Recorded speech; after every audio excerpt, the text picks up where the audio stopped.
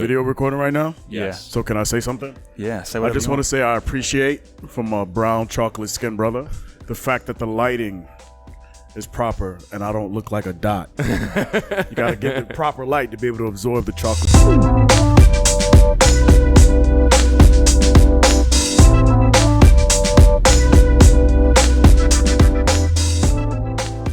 One time I was at Hot 97 early in the morning. All right, look, I can start it like this. So we'll get into it, but I'm at people who know me know I'm not full of shit. So I get a phone call at like 2 o'clock in the morning. Hey, can you take this person to Hot 97 for Ebro in the morning? And I'm like, yeah, I'll take her. No problem. I'm not going to say who she is because she was pretty disgusting. But anyways, we get there and the lighting, like I'm looking at the lighting and I was just like, this doesn't really convey for people of color. Like this is kind of weird. You know what I mean? And so since that day, I've been like anal about lighting. And it's like, all about the lighting. Like I can't even take like my phone's races. Yo, it's all about the lighting. I'll tell you a funny story real quick. Is we were interviewing. There's actually two stories, but so we interviewed two guys of color, right? Yeah. One was more Middle Eastern color. One was black, and one of them it was in his backyard and it was pitch black at night. And I go, well, where's the light? Two, you're of darker complexion. You need some sort Literally midnight. And then the other guy was like in his garage with no lighting whatsoever. And I go, dude, we can't see you. Like you need to have some sort of lighting. Let there be light. Okay, come on, put some light on. Like we got to make sure we can see you. It was through his phone. The phone was great. You remember when we got what's his name? Oh, when he was in his when he was in his backyard and it was pitch black. Was ridiculous. That was like our first ever. I was like, I can't even see you. You gotta add this part. This is the best part. This is the good shit. This is what we play in the beginning. And by the way, the name is not black. The proper vernacular is sexual chocolate. Sexual chocolate. Like Mark Henry. So what do you call white then? You're not white though, bro. What is it? You really want to have this discussion? No, I want. Let's do the intro. Let's do the intro. I want to hear the flip flop. Right? I'm gonna get into it. Okay. All right. So, what's going on, everybody? Welcome back to another episode of the Burn Down. We are sitting in Leaf Cigar Lounge in New Milford, New Jersey. Out here, baby. With another special interview. We are here with the co-owner of Leaf Cigar Lounge. This is El Jefe. Yes, the boss, Isreal Leon. What's going on? Get my Rick Ross on.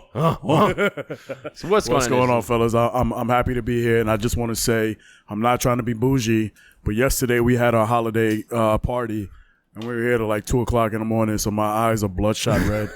So I'm keeping these Oliver Peoples on. I'm sorry. It looks good in the ensemble. He looks like Top G, Andrew Tate, always wearing sunglasses. Oh, wait, here we go. Always wearing the sunglasses. Yeah, that's it. If you feel stress, you're a pussy. Okay? It's all in your mind. All right, so let's. We got a lot to talk about, and we have this interview could go one of several different ways. Okay, so we're just gonna let it fly. We're gonna go right off the cuff. A couple months ago, and we did a photo shoot here, and he's like, "Yo, I got to get on the podcast. I got a lot to say. We could talk about a lot of stuff." And we're like, "Say less. Let's just get on the schedule. Get into it." And Izzy forewarned us. He goes, "Listen, this could go. We could go. It could go left. It could really he go goes, left. I didn't get questions, but we can go a lot of directions. So it's weird because like back in the day, right? I used to be like super. Like I have like 4,000 numbers in my phone. I might talk to 2 people a week. That's non-business related. I cut myself off from everybody because it got weird, right? So I was real big in the entertainment world. Like I was one of the guys who had Jersey Shore for their first 2 seasons when I used to be the marketing director at Central Entertainment Group. Shout out to you, Sal, if you see this. The company's like trash now, but back in the day it was awesome, right? And so Jersey Shore blew up. And all of a sudden, the roster of artists that start coming into the talent agency was crazy, right? So we're getting bookings for Rick Ross, 50 Cent, everybody. So I'm at Sirius XM Radio with DJ Woo Kid. His birthday's on October 11th. My birthday's on October 13th. We're throwing our birthday bash together. It just got crazy. It got crazy. So what did you do for Jersey Shore? Dude, so if you wanted to book them, like Paulie D, I don't know if I can say. I mean, statute of limitations, right? Okay. Like Paulie D, when he first started, he was probably getting like $15,000 a show to like DJ, right? Jersey Shore got extremely popular. 10 times that. Oh yeah, Easy. and now it's way more. Dude, I bet. That's probably trash now, but like him and are they back on TV? No, but I mean, isn't he the resident DJ over in Vegas? Yeah, but it's different. It's like, all right, so as an artist, right, as a musical artist, as an actor, as someone, if you decide to take club bookings, this is the way it works. Pay me, by the way. So anyway, this is the way it works. You got a little buzz. You'll do $1,500 a show, right? Yeah, can you book me? You reach out to the promoter, club owner, whatever, right? That money 9 times out of 10 is coming out of the promoter's pocket unless the owner is keeping all the money in-house. So they'll pay the $1,500. All of a sudden, your song, your movie, your reality TV show, it starts going a little bit higher. Now you're at $5,000 a show, right? Then something just pops where you're on TMZ, Page 6 all the time. You start dating another famous celebrity. You become infamous. And that's when you start asking for asinine amounts of money. So it's like, hey, yeah, I know you booked Paulie D a year ago for $6,000, but the rate is $60,000 now. And it's like, if you want him, you got to pay it. He's going to bring 2,000 people to your club. You're going to do it or no? Yeah, and exactly. Like, yes, write the check. Yeah, 2,000 people at $100 a ticket. And so out of that, you take it's $200,000, and you're going to give 60 to him. It's worth it. Exactly. You know. Exactly. That's cheap. It's probably more. It's probably $200 a ticket, but right. And not to mention all the liquor and all the other stuff that you're going to be selling while you're there. But yeah, I need to get a. Yeah, we're all smoking blueprints here. Yeah, obviously, we're smoking blueprints. Yeah, we kind of. This is what we do. If you look at this camera and it's not red on top, just let us know.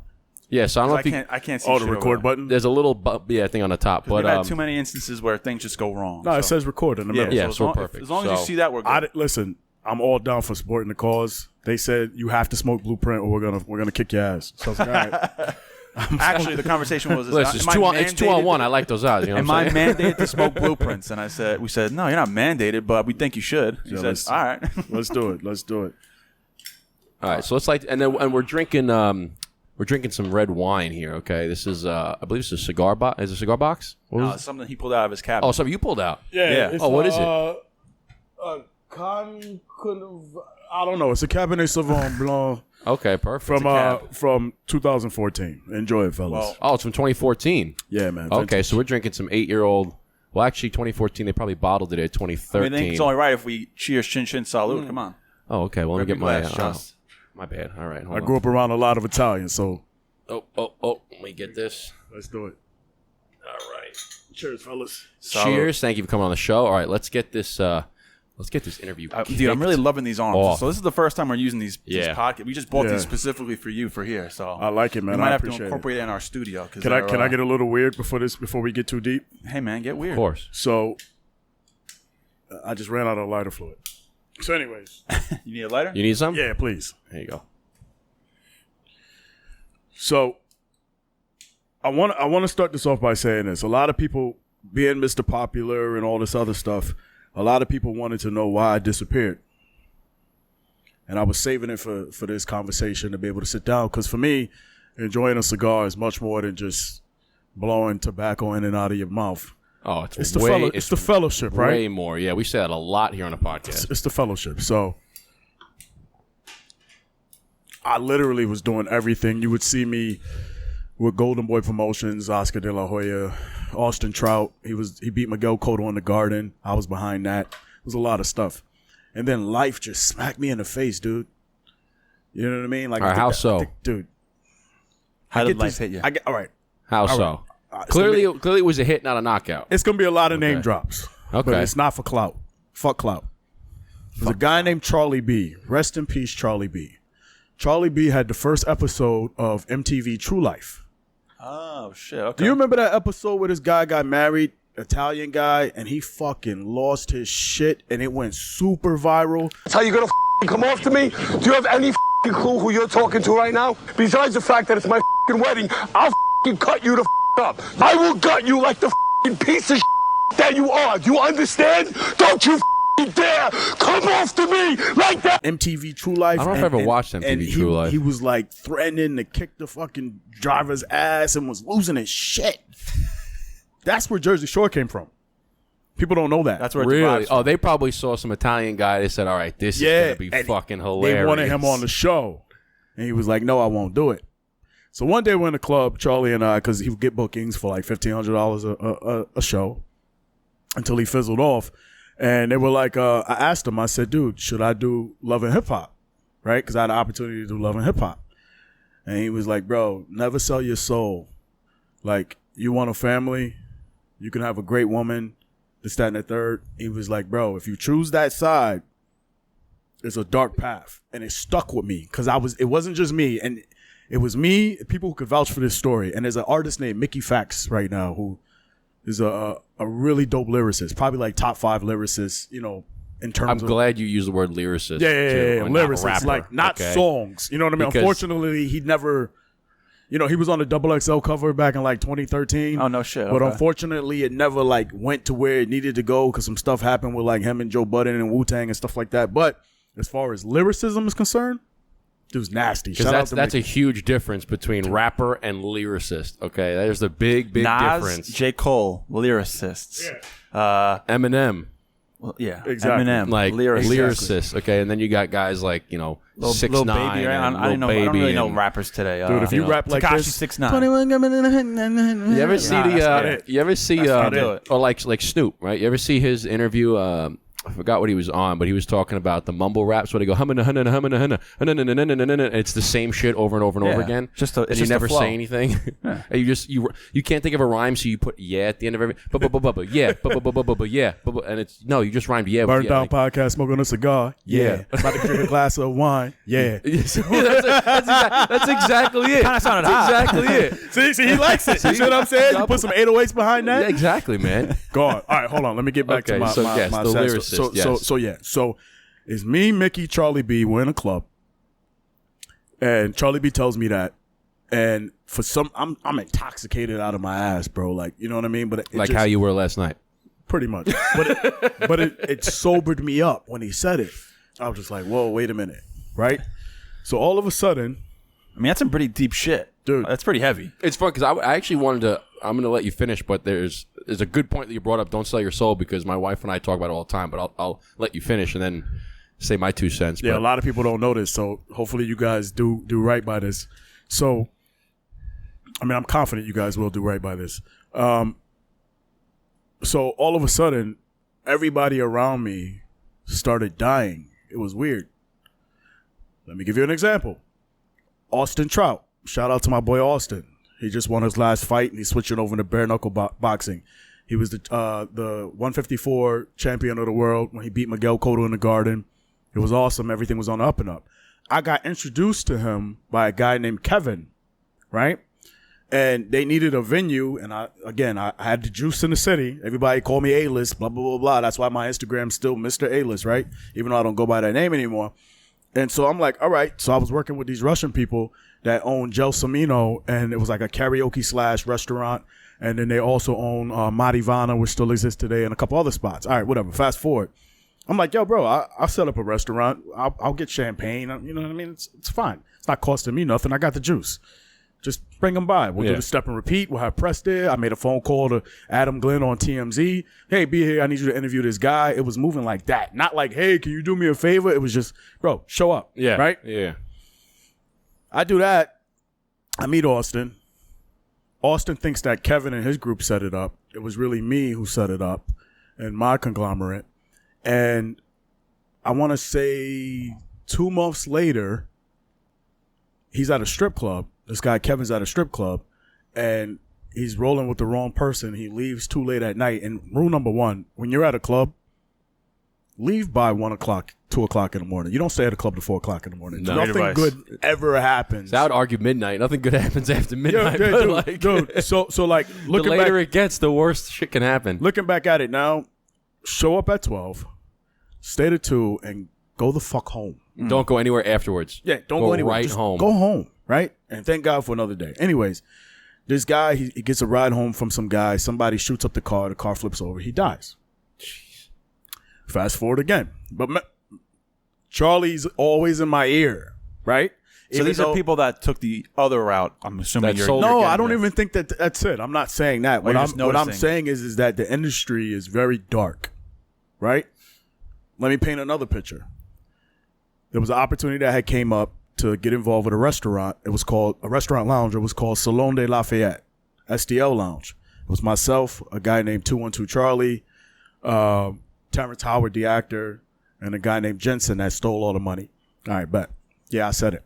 Anyways, this guy I went to college with brings in a guy named Day and another guy, I don't remember his name, but the one guy was the drummer for Fabulous, and Day, correct me if I'm wrong, rest his soul, forgive me, but I believe his title was the touring manager for Nicki Minaj and Pusha T, right? Okay. Sure. We meet, we take a picture, it's the four of us. Behind the picture, it was like gold, like if you guys can see here, well, you probably can't see here, but there's like gold accents all over the walls like little here at slick the marks. lounge, right? Yeah, yep, I see it. So it was a similar gold slick. You know, I never paid attention to that. Shit. Yeah, it's Sorry. all over. So it's realization. It's all over. Yeah. Dude, so it was similar gold markings at Salon de Lafayette, right? So it's four of us, we take a picture. The Rat Pack, boom.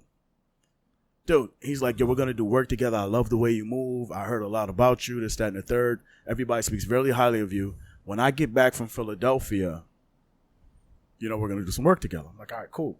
Dude, they decide to go like a day or two early before the concert started. They go to a random bar. Day gets stabbed up. He dies. And Fabulous's drummer, he recovered, thank God, but, you know, Wasn't the same. He just disappeared. Damn. So I'm like, this is crazy. This is the second occurrence of. Dude, I'm walking home one day. I hail a cab because I don't feel like walking the extra blocks. It's like 5:30 in the morning, leaving the club. Dude, a bus just runs into the taxi right in front of me. I'm like, yo, what the fuck is going on? And how much of a time span is all this happening? Dude, it's just the occurrence of after I got that message. You started I noticing. noticing. You guys believe in the third eye, like the Yeah. pineal gland and stuff like that? It just went poof, right? Shit. And you just start seeing stuff, right? And I'm like, it's so many stories. And these artists that you think are your friends, they're not your friends. A lot of them were your friends as long as they can get something from you. If they can get a booking from you, you know what I mean? Like, I'm riding around in the car. I'm driving Omarion around, like just hanging out. You know what I mean? Because we got a booking and we're talking about doing business together. He leaves New York. He signs with MMG, Rick Ross's label back in the day. Before that broke up. Never hear from him again.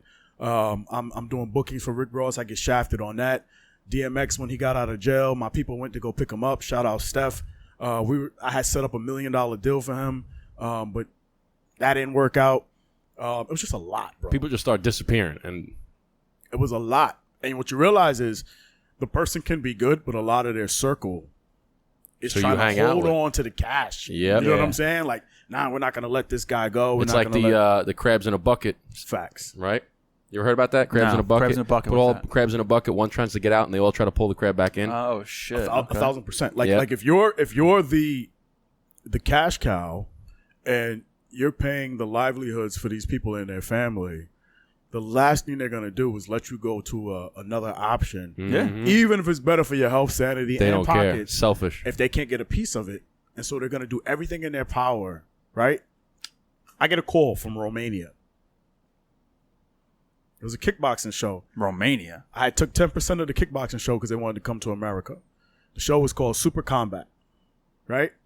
The guy, this dude named Edward, piece of shit, he says, hey, can you put it on American television? I make a phone call. I get it on CBS Sports. Well, me and my guy Jelani, shout out Jelani. You get it on CBS Sports. 10 episodes. It's like, what's the deal? I'm like, we get to keep 100% of the commercial sales. They want X amount of the commercials, and we can sell the other amount of the commercials for whatever we want, and we get to keep it. That's their deal, right? But they want like $10,000 a show for airing it on CBS Sports. Yeah, no problem. That's a great deal, blah, blah, blah. All right, so I got the juice in Romania now. The guy calls me up one time and tries to like cut off Jelani, who's a really good friend of mine from Bushwick, Brooklyn, where I grew up, right? We was in the gym together. I'm like, Jay, man, this guy's trying to get me to come to Romania without you. He's like, man, fuck that. He's like, you should go. I'm like, nah, fuck that. I'm not going. Like, that's not the way that I move. If Yeah. he didn't tell you about it, and he's trying to get me to go to like throw hookers my way and all the rest of this other stuff to try to figure out the angle to Yeah. try to get. What's going to happen, 10 months from now when he finds somebody else, he's going to cut your ass loose. Exactly. It's like, fuck that. I'm not. Look, that's the beauty of the mic, man. Just move it out Hey, the you way. can move the mic out the way. I will. So I got the juice in Romania. I get a call one day. Hey, DMX's manager took $7,000 for a booking, half of the deposit. No, $13,000 for a booking, half of the deposit, and they're not responding. Can you please get in contact with DMX? We're out this money, but we really want them in Romania. By the way, in Romania, their clubs are not like here. Like, they have, like, outdoor clubs that hold, like, 4,000 people. Outdoor clubs. Yeah, like indoor, outdoor clubs that hold 4,000 people, but it's all about the entertainment. So a lot of these clubs have, like, stages and stuff like that. So you'll be sitting there partying, listening to some weird-ass music, and then Nelly will come out and start performing for an hour.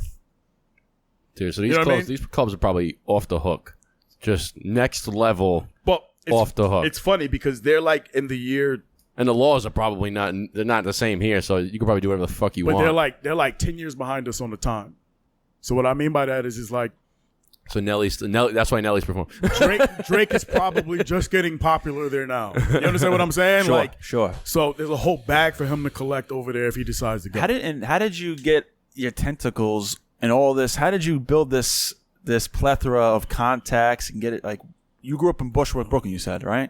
Yeah, I grew up in Canarsie, but I grew up in Bushwick as well, yeah. So how did you get involved? What made you want to get involved in all this stuff? You just had opportunities come your way? It kind of fell on my lap. Like, so I was working, when I graduated from college, I had a corporate job.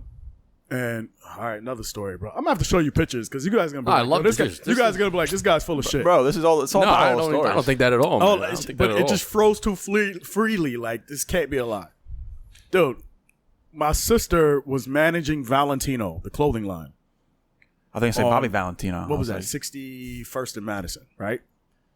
The marketing director for Valentino was a guy named Robert Souza. Another piece of shit. I love it. He's just like, this guy, Bob. But you know what? Shit. You know why I don't think you're This full guy of shit? Because shit. you talk with so much conviction and confidence, and it flows out. If you were kind of bullshitting, you'd be like, yeah, and this guy over here in Romania, and this other guy. It's just no, but you know what? You're just rethinking occurrences in your head. It's also how freely the names come, how freely all the context come, but it's also the level of detail. Yeah. Right? If you're full of shit, you're trying to fill stuff in, and you're just trying to. It doesn't flow, but the level of detail and how precise all the stories are. And you're going to like different side stories. You're like thinking, you're talking about what's going on, and then another event happened in this one event you're talking about, and you're like, oh yeah, by the way, this happened. I'm sorry, yeah, I got to go back and finish these stories later, but that's just the way my brain works. I got a little bit of Kanyeism in me. So, I'm sorry, it's Ye. It's not Kanye. Oh yeah. Really? Really? Okay. Yeah, you can't call him Kanye anymore. His mama call him Kanye. I'm gonna call him Kanye. Thank you. Your mama call you. I'm calling Kanye. Okay. No. I hope he gets the help he needs. But what the fuck was I saying? Oh, Valentino. Robert Souza, right? So my sister goes, "You need a job, bro. Like, college is over now. You need a job.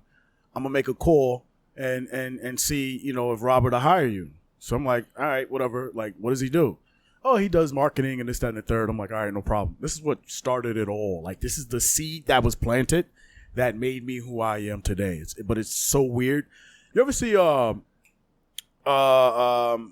what's that movie where the girl is working for the magazine editor and then Devil Wears Prada? Devil Wears Prada. Damn. Dude, I had like that was such a low. You like that one? You like that one? I would have no idea. Yeah, you like that. You think she was hot? Who is it? Anne Hathaway? Anne Hathaway's very good looking. She's pretty, yeah, for sure. Gotcha. Fuck, Mary, kill. No, I'm just kidding. So, well, it's also in the movie that I thought you were gonna say she's not that pretty. No, what's the world? Meryl Streep, right? Is that her? Yeah, I mean, she's in the movie she's a absolute bitch, so it makes her much less attractive in the movie. But she's actually hot. No, she's a good looking woman. I thought she was hot in Batman. How old is Meryl Streep? She's gotta be like 80. Bro. We're talking about Meryl Streep or Anne Hathaway? No, Anne Hathaway. We already established that. Aaron's fine. Anne Hathaway is a Meryl. How old is she? She gotta be in her 80s. She's a classy woman, though, isn't she? Yeah. She's definitely a classy She's been in everything. For sure. She's the type of woman I would be like her driver, right? And no one would know that we're like participating in fellatio experience. That you're pulling off some parking lot somewhere. Right? Participating in fellatio experience. Right? You know what I'm saying? That's such an elegant way of saying he's got the limo. You pull up next to him. Where's the driver? Oh, he's in the back with he's the He's in the back with and the I'm like an exquisite fellatio. I'm like, hey services. Meryl, give me like $20,000 a month. Like, I'll be your poster boy for a little while. I give you some of that young blood. Well, back to Robert Souza, right? So I get pulled in for this interview. I meet with this guy, He's like, bro, if you can last 3 months, I'll give you $6,000 a month. But for the first 3 months, I'll give you $2,000 a month just to see if you can last. I'm like, yeah, what do you need me to do? He's like, bro, I need you to be my EA, executive assistant. I need you to do marketing. I need you to do the books, finance, everything. Like, be my eyes and ears for running the business while I go off and do whatever I need to do. I'm like, all right, let me try it. The next day, I get a phone call, 5 o'clock in the morning. Meet me at the Soho House. I'm like, the fuck? It's 5 o'clock in the morning. And I was traveling from Canarsie. People who don't know, Canarsie, the last stop on the L train, Rockaway Parkway. For me to get to Soho House, 14th and 8th, and then walk there, like, it would take at least an hour. It goes from Rockaway Parkway. It goes through Canarsie, through East New York, through Bushwick, through East Williamsburg, through Williamsburg. It's a hike. To the city. It's a hike. It's one train, the L train. Got it. I thought you were talking about Soho, Queens. No. Soho House and Soho House. Soho House? Soho House. Soho House. Soho. It's a private club. Got it. In Soho. In Soho. No. In the Meatpacking District. Yeah. You guys never fucking heard of Soho House? No, we've heard of Soho Cigar Club in Soho. All right. I'm going to take you guys. I'm thinking Queens. I'm going to take you guys to Soho House. No, I heard Soho, and I was instantly thinking of the Soho Cigar Club. You guys know what a Gansevoort is? The what? The Gansevoort Hotel in the Meatpacking District? No. Nah. Cielo? Thanks. No problem. Anyways, I get in there. Long story short, let me fast forward this story. I get in there. He's like, yeah, I want you to meet this guy. Like, he's an incredible musician, and we're gonna do some business together. It's fucking John Legend. Oh shit. Before John Legend was John Legend. Before John Legend was John Legend. Right? At that point, it was matter John. Of fact, no. I think he had just dropped. Was his first song "Ordinary People"? I just know him for All of Me. I thought it was All ready to was it go All of Me? right now. Isn't that? Maybe. Nah. All of Me was the one he wrote for his wife. Nah, whatever the fuck his song was. Back then, he was John. He wasn't John Legend, right? John. His name was John. Is that really? That was his name? I had to drive to Philadelphia. I had to drive Robert Sousa to Philadelphia. And now I'm in a private concert sitting next to John Legend's mother. And then I meet his brother, Vaughn Anthony. We exchange contacts. Right? Because I still had my foot in the club scene. And so now it's like, hey, Vaughn, you want to do some bookings. You want to do this and the third. Let's talk. Like, let's do a booking for John Legend before he fucking blows up. You know what I mean? So, like, that type of thing, like keeping my networking chops active is how I was able to establish these type of contacts. Like, it happens now. Like, I just ran into Remy Ma 2 weeks ago coming out to the bundle store where she was buying some, like, hair supplies and stuff like that.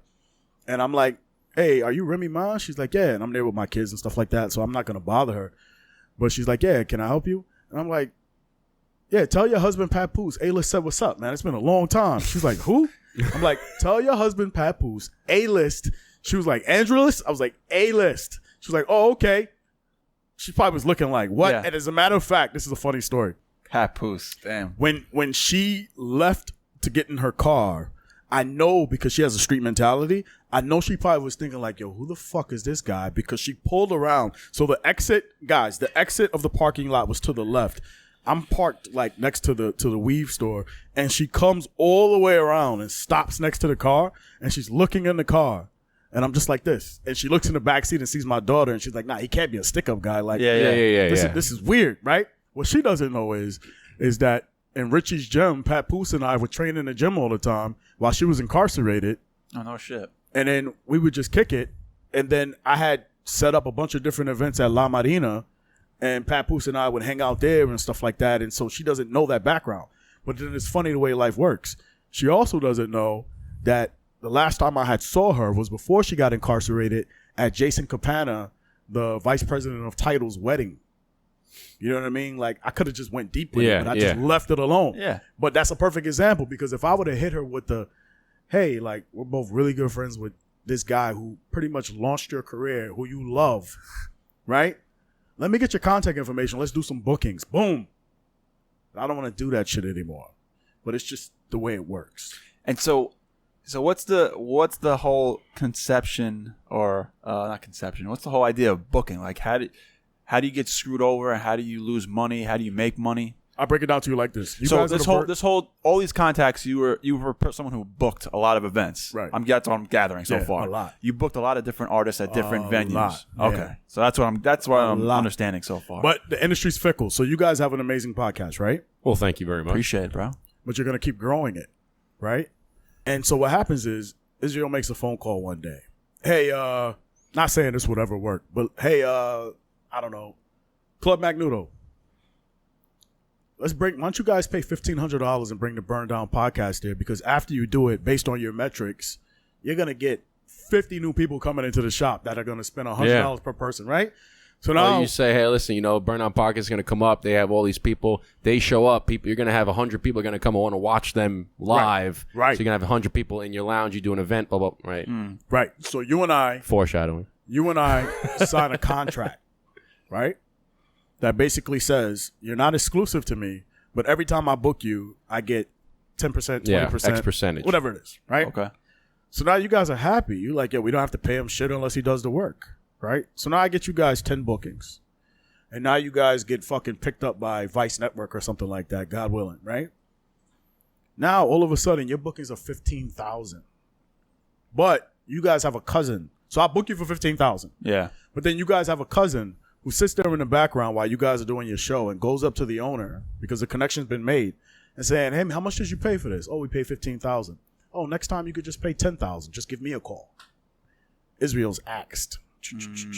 And that's what happens in the music business all the time. Someone always undercutting somebody else. I feel like, first off, that's wrong, and we pride ourselves, and we never, we would never operate that way. Like if we are with somebody, we are with that person, unless there's a mutual, if there's a butting of heads of some sort, but it's not like middle of the deal. We try to be men of integrity. Yeah, you be men of integrity, right? Something happens, you sit them down and say, hey, listen, I don't like that you're doing this. You don't like that I'm doing that. Let's see if we can work it out. If we can't, then we go our separate ways. All right, but I feel like in that scenario I would say, all right, this is the pricing is confidential. Right. And when you sign it, you sign like, okay, we're going to book it. Mm-hmm. Pricing is only to be discussed between these three parties. Right. We burn down. It would be Israel. Yeah, because you can't. Can you like contractually like write certain things in where it says brothers, in full disclosure, this isn't like grown Israel talking. This is like 21, 22-year-old Israel talking who has no idea. Got it. Yeah, the ramifications of that would come from not having a business set up properly. Yeah, you know what I mean. No, we gotta put everything on paper. And I say that with like we had a deal with making our cigar, right, with Blackbird Cigar Company, and there's a whole lot that goes into it too. But it was Dude, watch that glass of wine. You're moving your hands too much. It's gonna go right in the computer. Scaring me. We had a call and we said, listen, we're good friends. We were friends prior to the business relationship, right? And we said, listen. We understand we are very good friends. We talk all the time. Said, but let's keep friendship, and let's keep business. Let's write. I mean, we can do the handshake and everything, but let's write it down. Let's make a contract. Let's sign it. Let's keep that separate. And then friendship. This way, you don't mix the two, and it's not like, oh, we did on a handshake. Oh, you said this, but you said that, and now there's no contract, and somebody tries to. No, this is what it says. This is the contract. You sign it. Done. Keep that separate. So you were in your young 20s when you were doing 1,000%. What we're talking about now. Yeah. Okay. But like I'm a completely different person now, but I just like to paint the picture so people can understand why like I didn't go in the direction that everybody thought I was gonna go. You know what I mean? Like I feel like I know that God had other plans for me, bro. There's no other way to explain it. It's funny how it works that way, right?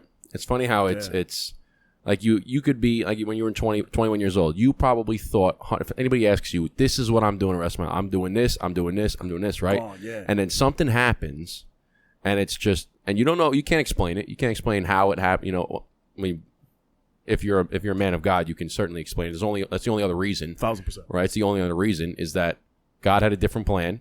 And he put this into my life because he knew that that's not where I should have went. Yeah. So he's going to put this, and it could happen in a day. All of a sudden, God's the one who told me to get out of Brooklyn, move to Jersey. How so? It was just divine. Like, it was divine intervention. Like, you woke up and just like, I can't. It was like, I got to get out of here. Yep. Or I'm not going to be alive. I got to get out of here. Right? You grew up where? Canarsie, you said? Yeah. And then, this is when I was in Bushwick. It was like, I got to go. Because it was just too much random occurrences, bro. Like, I'm in another... Yeah, and you're thinking, like, all right, this is not... certain shit's happening and I could be next. Dude, this is weird. So I'm out. Another name drop. You guys love R&B? I'm a fan. You probably don't know who this is, but if you love R&B, you will. You know who Jill Scott is? No, do not Jill know. Scott. Do not know who Joe Scott? Jill Scott. Jill Scott, nah. See, it's funny. I can hear him clearly into the headphones. All right. You know who like Maxwell is? Yes. Who's like the female equivalent of Maxwell. Okay. And in her world, she's a huge R&B artist. That baby making music. I'm with some chick. Oh, here's another story. Get ready for it. Get ready for it. Oh, man. I'm with some chick doing whatever. I decide I want to walk to the train station, 14th and 8th, to catch the train home instead of just catching a cab. I walk past Highline Ballroom, which is on, 16th and 10th or something like that? There's a black SUV parked outside. Dude. Instantly turn around and go the other way. It's Jill Scott. Oh, okay. Right? I'm like, wait a minute. Now, I'm not going to fanboy out. I've been dealing with celebrities for years, right? Now you guys start to understand the picture. Like, I don't care. But this is Jill Scott, bro. Like, this is like... This is like if you saw Prince. You'd be like... I made a lot of love to this woman's music. You know what I'm saying? So I'm like... He's instantly thinking, all right, I'm going to the back of this SUV. Dude, so I'm like, yo, you're Jill Scott. Totally not me. Like, who does that? Yeah. That's like a fanboy reaction. Yeah, no doubt. You know what she does? She bows to me. She bows? She bows to me and says, my king. Really? How'd that make you feel? Dude, I was like, why would you do that? I was like, we don't do it. She was like, I just came back from Africa. And in Africa, queens bow to their kings. My right hand on the Bible. Like that, right? So I said the cheesiest line ever. I said, well, in my culture, we kiss each other. And we just start making out in the middle of the street. You and Jill Scott. Me and Jill Scott. Were you with this the other girl at the time? No, I had left her. Oh, I was gonna say that's a move. That's just I didn't give her my name. We just start kissing in the middle of the street. Did she play some Jill Scott? She play her own music? This is where I was. This is like the corniest. Like it's so corny. There was a guy. There was a guy who was like as far as you are away from me right now. There was a guy who was there, but you could tell they weren't together. Yeah. My dumb ass. Stupid as fuck. How old were you this time? 26. Okay, yeah, you're dumb as fuck at that. Dumb as fuck. I go like this. I go, hey, bro, let me get your email contact. I would love to do some bookings for Jill Scott. Canceled. Negative. End of that. She looked at me like, what? You were no longer king. He gave me an email. You think he ever responded to my email? No. Nah. Of course not. You went from king to servant real quick. Dude, they walk into the club. But I look back at that day sometimes. I'm like, bro, I'm an idiot. Like, I had the juice. I could have went into Highline Ballroom, got complimentary bottle service, sat down with her, treated her like the way she deserved to be treated. I didn't know she had just got divorced. Like, I didn't know this shit. wow. You understand what I'm saying? You were 26. You were just young and dumb. And I'm sitting there like, yo, did I really just make out with Jill Scott in the middle of the street? Like, yeah, but now you got a good story. At 4 o'clock in the morning? But like, I'm an idiot, right? Now you got a good story, man. But that's what I'm trying to say, like the reason why I had to leave New York. It was stories like that. Dude, the first weekend I moved. But that's not really that bad, though. No, it is bad when you put it all into perspective. Like, why am I attracting these type of people and these type of energies? Yeah. That's not normal life. So at what point? So let me ask you this: at what point, right? So you had all big into the bookings and meeting all these crazy artists and famous people. Yeah. And like you said, something clicked and you had to get out. So you went from that into what was the next chapter after you got out of Brooklyn and moved to the next chapter of your life, which ultimately led you here. So in other words, when did I become Yoda? When did you become Yoda? When did you become El Jefe? The El Jefe. Well, first off, it's Yoda, because then the El Jefe is like now that's the cigar. That's the cigar venture, and we'll talk about that after. Yeah. So this is the next chapter. Yeah, Yoda. I became like peace and my beads and namaste and blessings to you and peace king and third eye open. That all happened when I made a decision. It was like, dude, no one knows this. Should I say this? Fuck it, I'm gonna just say it. Say it, and then later on, if you want to change it, we'll edit it out. I got you. No, don't give him that option. Let him fucking say it.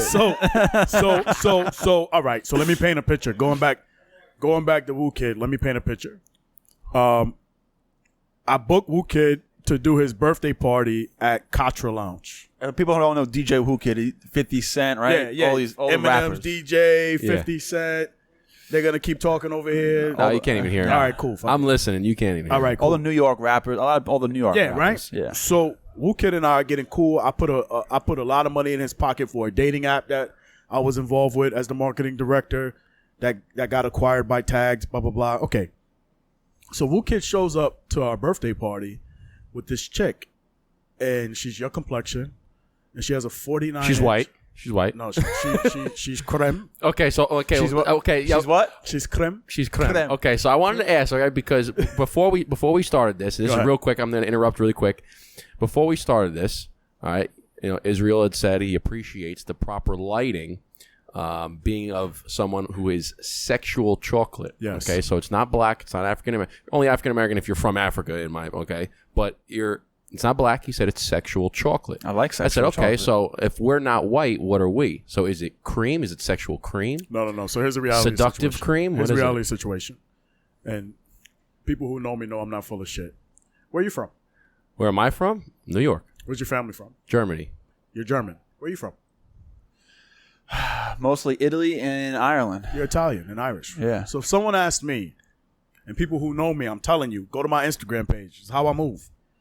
If somebody asked me, hey, those two guys that were here, I'd be like, oh, the two guys from Burn Down podcast? Yeah, where they from? Oh, yeah, one guy's from New York, but he's German. And the other guy is Italian and Irish, and he's from New York as well, right? Yeah. Oh, the two white guys? No, he's German, Italian, Irish. 3 completely fucking different cultures, you dumb cunt. I'm not going to sit here and call people white and black. You're a guy. To me, first and foremost, all right, fuck this. It's gonna make Put the cigar down. There we go. No, I appreciate what he's saying, though, No, too, yeah. because it's black like... is not a race. Right. Black is a culture. You know what black is?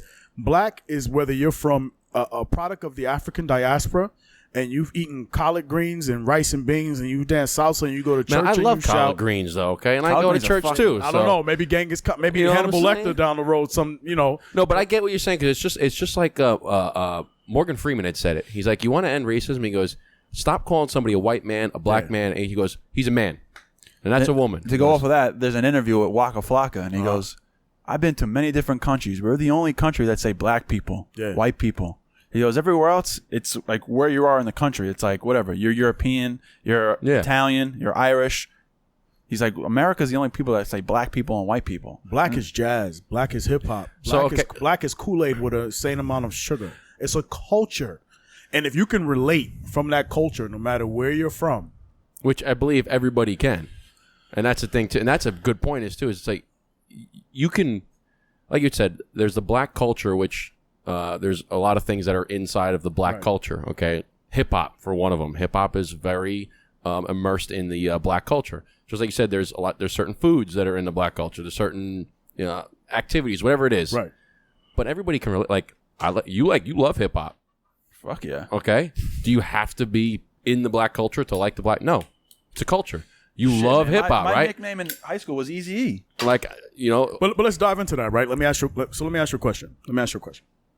If I'm in Jamaica and I ask country or the town? the country, Okay.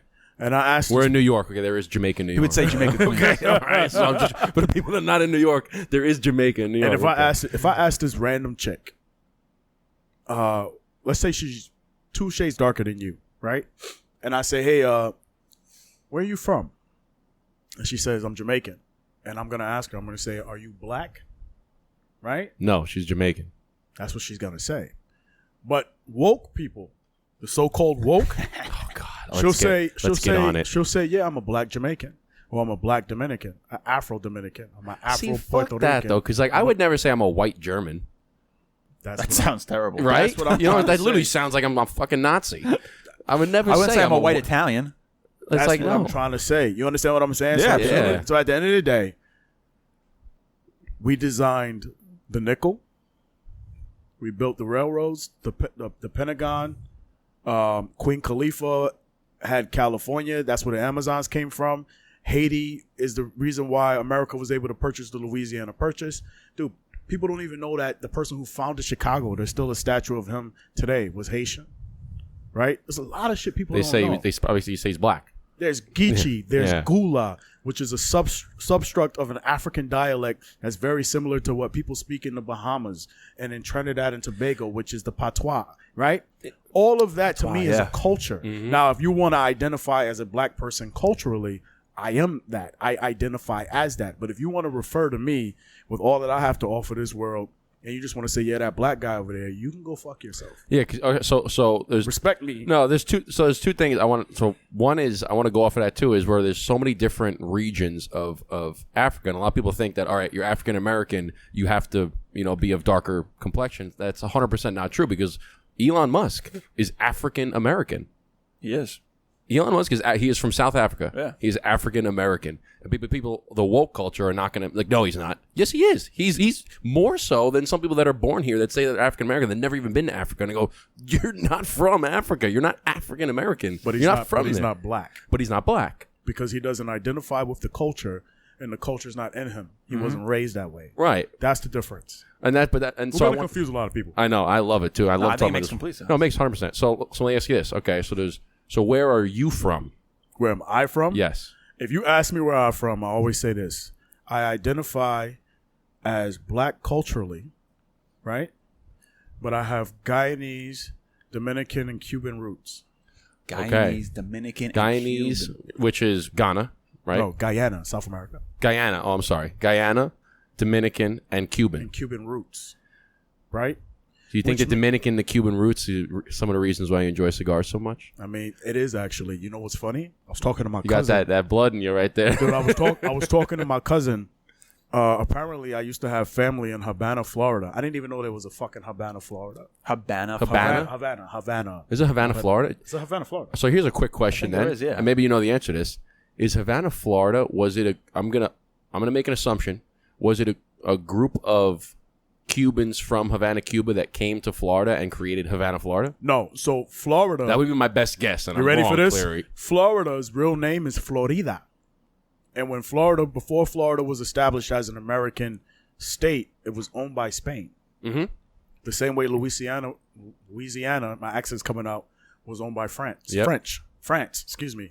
And Haiti killing Napoleon's brother is actually what started gave us the opportunity to make the purchase because France basically said, fuck it, we're not trading with England. Dude, people don't even realize that in this country, there used to be like 6 different forms of currency. 100%. There was the pound. There was the French. Yeah, it was a melting pot of all the other ones. Yeah, right. And it wasn't until, if you really want to get weird about it, like some people would say that there's been technically like 8 black presidents before Obama. That Abraham Lincoln was his grandmother was, and that Thomas Jefferson that his grandmother was. And it gets deep, right? But I mean, you can clearly look it up, and if you can trace back the lineage, then I'm just saying, proof is in the pudding. From a historical standpoint, if you really want to dive into history, then this conversation just got real deep. If you really want to dive into history, let's dive into history, right?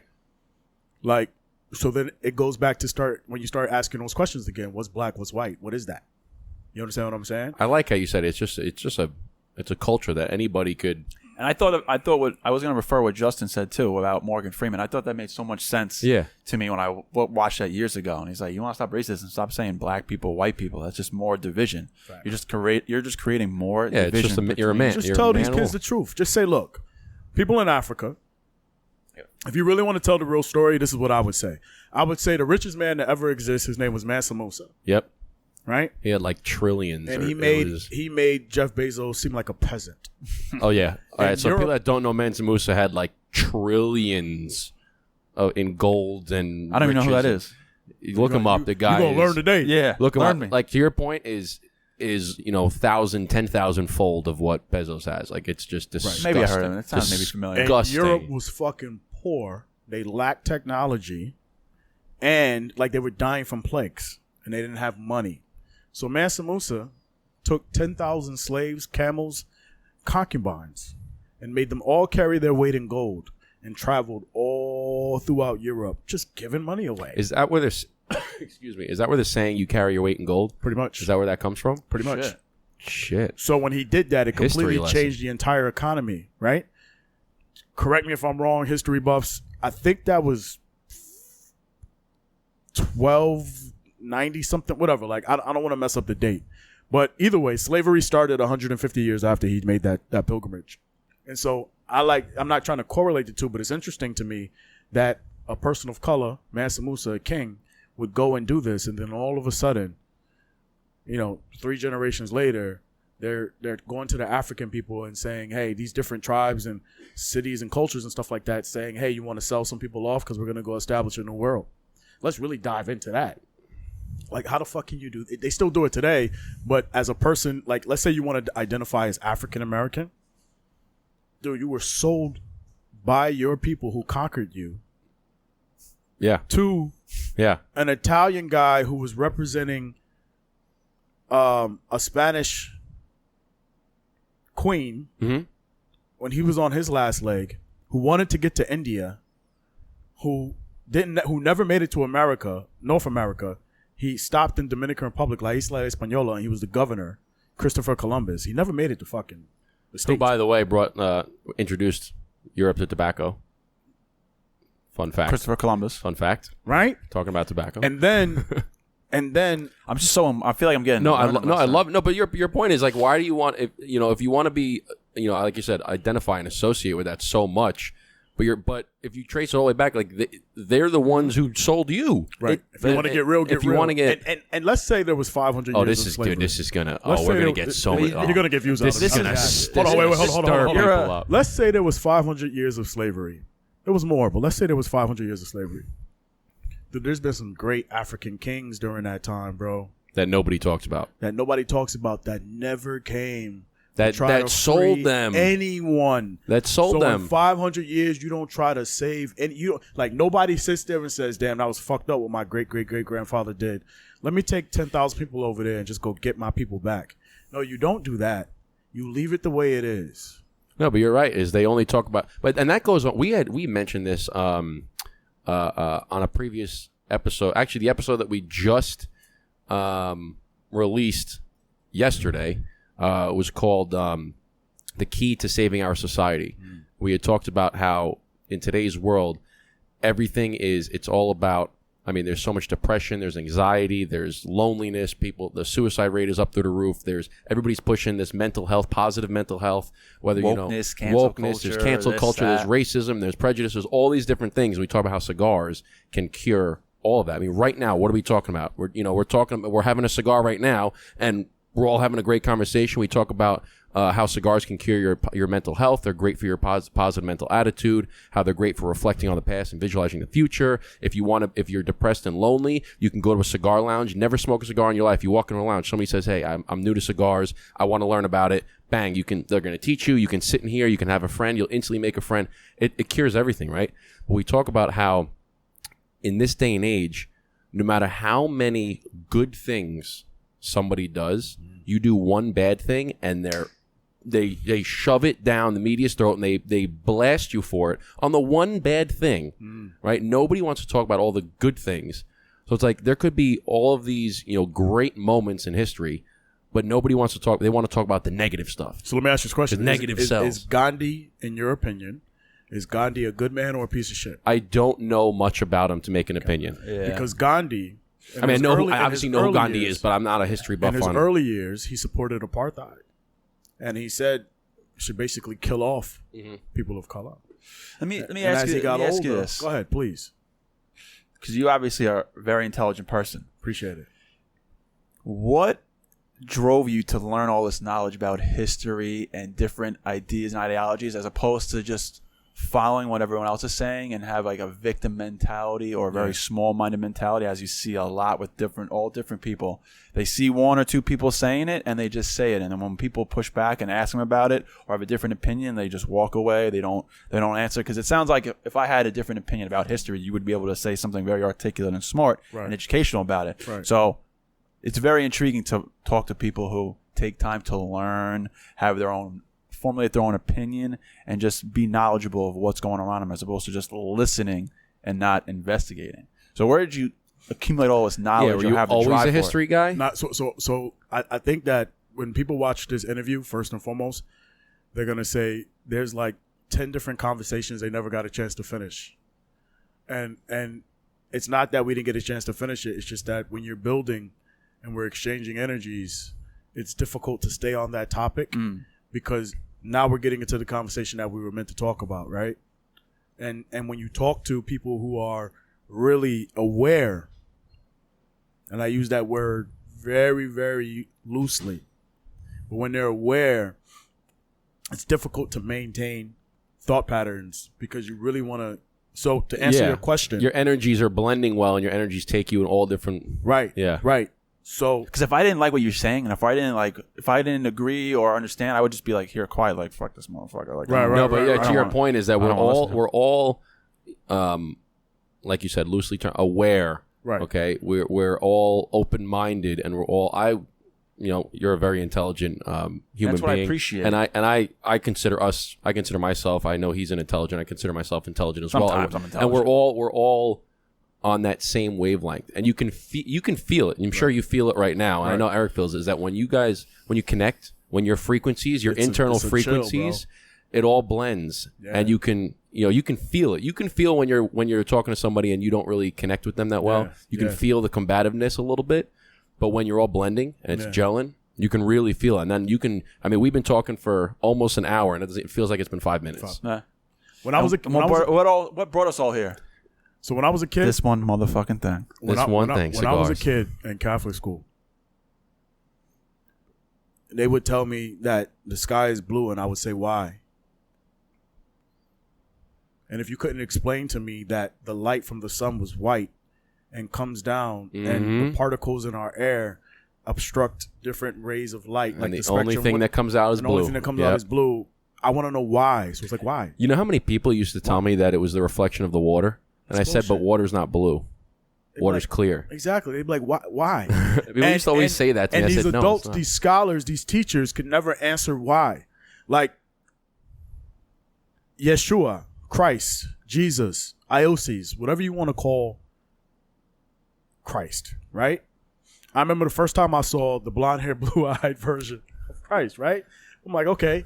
I'm like, but isn't he from Africa? Wasn't he born in Africa? Like, why is he depicted like this? Oh, well, it's just the way it is, and it doesn't matter how you view it, as long as you have Christ in your heart and you accept him as your personal savior, this, and the third. And I'm like, that's cool, but why this? Why? Where I come from? And the next thing you know, my mother starts getting phone calls. Your son asks too many questions. He doesn't know when to shut up. And we're gonna pop him with the golden ruler and all this other stuff. But it's good to ask why. I just want to know why. It's good to ask why. And if somebody would have told you, like, straight up, if they said, okay, why is he like this? Well, when you trace him back, if we go all the way back to where he was born, this was his mother, this was his father, and these are the drawings that we've had from the earlier time, this blah blah blah blah, and they gave you an answer, you'd be like, okay, cool, thank you. If it was acceptable, yes. If it was acceptable, right? Thank you, cool. But when people I feel like when they don't know an answer and then they try to make something up, you can weed through the bullshit, and I go, all right, well, that's just a bullshit answer. And I've been that way since I was a kid, dude. Since I was a kid. We're just asking why. Right? And if you genuinely, some kids, I find that they ask why just to be annoying. You know what I'm saying? Like, they'll just say why, and then why, and then why. And they're kind of doing it they're not really doing it to know why. They're doing it just to kind of poke you because they know it bothers you. But if you're genuinely asking why, I want to know the answer why. Why? And then you give them an answer. If it's an acceptable, well thought out, intelligent answer, then great. So now I got to sit here and read it in a book because you can't explain to me. And the worst thing you can do to someone, if you want them to stay asleep, is give them access to information. That's a gem. And nowadays, with this, and it's funny you said right here, this. You have any piece of information that your heart desires at your fingertips. And it's funny you said if you want people to stay asleep, because it's kind of like an oxymoron, because today the term is woke, meaning you're very aware of what's going on. In retrospect, you're actually you're not aware at all of what's going on. Wokeness. Oh, my God. The real term should be, if you want to be sleep, that's the correct term for woke, because at least in my opinion, these people who are woke or know what's best, 1, don't know shit. 2, don't do enough research or formulate their own opinion. And 3, they just follow the pack and whatever the fuck everyone else says. And that's something you touched on. We talked about again in the previous episode that we mentioned, and all the good reasons and the good things that's the cigar community and culture. I know it's tough when you're being the interviewer. It's tough to smoke to keep it lit because you're talking all the time. Yeah. Which is why I try to interject every once. Like give him a chance to puff on it, right? Thank you. But Pause, right? But we did another episode where he said teaching somebody how to smoke a cigar. And so you put it in your mouth and finish it off. Pause. What was I going on? Oh, when we say that people nowadays, they want to stay asleep. Right, they want to stay with the blinders over their eyes. They don't want to think about for themselves. Right, they don't want to critically think, formulate their own thoughts. They just want somebody to tell them how to think, so that they can regurgitate it on somebody else. But that's design, brother. I know. It's and this is what give you this an is. example. When I turned the TV on this morning or yesterday, it just goes automatically to News 12, and it was News 12 was telling you what the Mount Vernon police was giving people ideas so the porch pirates wouldn't take their presence off the porch. And these are some of the examples. Try to have the packages delivered when someone's home. That's one way of helping people. Thanks. Okay. 2. What was the second bizarre one? Try to have a neighbor across the street pick up your packages. It was like very bland and very like logical. It's like when it's hot out and people in the news is like, oh yeah, wear tank tops. Yeah. Drink a lot of water. It drives me nuts. It's like the new like these news things. They just and people are like, oh, tell my neighbor to pick up packages. Sure, I should do that. Let me do that. They have it. My wife and I were sitting there. The same thing with the weather, right? They have the weather every morning, and I'm sitting there, and they show you the weather, and they said, okay, it's going to be chilly and raining. So then the next graphic they pull up, they have a picture of what you should wear. They said wear rain boots, a coat, bring an umbrella, and I go, are people really looking at this saying, oh, thank you for telling me what I should wear when it's raining? Oh, the other one was how dumb do you have to be? To get the packages delivered by signature only. I'm like, people like really need to know. Like, it's. Are you ready for this? There's a flood coming to all of New York and New Jersey tomorrow. You have 24 hours. What are you gonna do? What am I gonna do? I guess sit and wait for it. I mean, or leave. Is it okay? What kind of flood is it though? It's gonna wash everything away. Wash everything away. Yeah. I'm getting off the island, or I'm moving. Or I'm getting a fucking boat. I'm going way out into the ocean. Would you be surprised that I would put like probably 99% of the people, if they're not told what to do, they would all be stuck in traffic behind each other trying to get out. No one would have the fucking mental capacity to say, you know what? Let's go rob an airport. Let's go rob a boat. Let's go do something and try to find another way to get off. They're all going to be washed away by the water because people lack. Damn, I'm about to turn into Andrew Tate. People are just inherently not smart. They're dumb. Because they choose. Like, there's one thing I learned. There's a movie. I think it's a movie. I forget what movie it says. It says, people are smart. A person is smart. People are dumb. Yes. To your point, everybody is going to try to run away from the tsunami. They're going to pack up all the shit. They're going to try to get off the bridge, and they're going to be stuck and probably get destroyed by the tsunami. Did you know that the best thing to do in that scenario is to go towards the tsunami, is to get a boat and go way out as far as you can into the Atlantic Ocean? I would go all the way to Montauk. I would get a boat, all my most valuable things, right? Family, get a boat, and you go way out, go like 50 miles out. Out there, did you know that your boat's just going to go like this? Boop. And it go up and go down. Yeah. Because once it gets close to the shoreline and it goes like this, the shoreline comes up like that. That's what pushes it so high. Yeah. Way out, the tsunami's nothing. If you're out in a ship, you won't even feel the tsunami goes. Your boat will go up, your boat will go down, and nothing will happen. That's where people are so go back dumb. To Izzy. Rob a motherfucking people boat. Are so dumb. Just go out that way. Right? But people wouldn't be thinking logically, and that's what you talked about before. Is that people they don't want to think for themselves. And I'll have a conversation with anybody. Doesn't matter what you believe in, where you're from, what your region is. It doesn't matter. What your thought. If you take all of this, there's an idea. You take this information from all different sources, from both sides of the fence, and you formulate your own thoughts behind it, then great. You're actually thinking for yourself. Right. You're coming up with your own ideas, and you'll sound and you will be more articulate and intelligent about your opinion because it's your own opinion. You don't have to remember what somebody else told you a week ago and try to regurgitate it. I wonder it's your own thoughts and your own opinion. I wonder what the turning point was. Like our parents, right? I felt like were more like, let me figure out for myself. I got to do what I got to do. I got to survive. Let me do it. I wonder what it was like. It might have been maybe like the coddling maybe of people growing up, like Yeah, not letting everybody's people gotta- endure pain, endure Because everybody's hurdles offended and by questions. everything. We need to But, like, coddle your feelings. I wonder what the turning point was, where it's like this whole society shift of I went from I got to figure out myself, I got to know how to survive, to let me just listen to other people and just wait to be told. It's what the to safe do. space. Your I feelings think- are I hurt. think Go to your people don't safe have- space. I think people don't have plans. Like I've always had a plan. I've always known that I was going to be an entrepreneur. I've always known that I was going to be a Freemason. I always known that I was going to be an amazing father to the best of my capabilities, and not do what was done to me. Like I always knew that, right? Like a lot of people don't have a plan, and if you don't have a plan or you lack a plan, then you're subject to fall. Like it goes to the mental health thing, right? What's that thing? If you fail to plan, then plan to fail. Yeah, Yep, exactly. like with mental health, right? Because like there was a time where I had lost like children, and like we were trying to make babies, and that was another reason why I had to leave New York, and it was just bad, like miscarriages and delivering the baby girls. They weren't here. It fucked me up. Like I had marks all over my skin. My hair was falling out. I was messed up. Went to see a doctor. Doctor says you got to stop stressing out, like before you get really, really sick. Like, all right, cool. Yeah, people don't realize that like your mental health can make you physically ill. Yeah, it gave me anxiety. Like I had Yeah. never had anxiety before, and it was like 2 years of my life where I had the worst anxiety ever, which is why I just stopped talking to people, right? Because if I stop exchanging energies with people who are zapping from me, using me for bookings, using me for radio interviews, using me for to market their brand or idea, if I pull myself away from that, then I can center myself and figure out what I did. I took a sacred pilgrimage. I went to what? Sacred pilgrimage. Okay.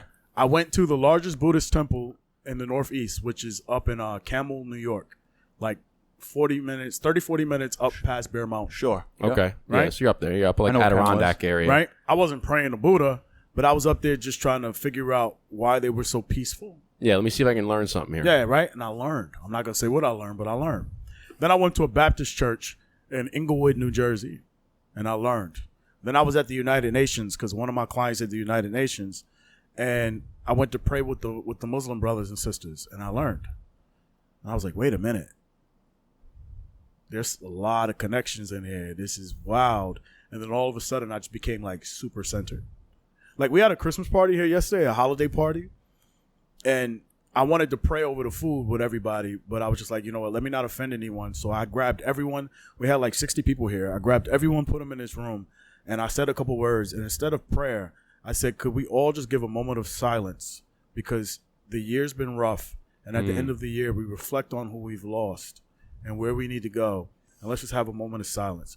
And you said, listen, you if could you you could hear a pin drop. internally, if you'd like to, if it's praying, if it's Right. just gratitude, whatever it is, internally. 15 seconds. You could hear a pen drop, and afterwards there was such a loud applause where it set the whole mood and the vibe. Where Such a everybody loud had an amazing, pause.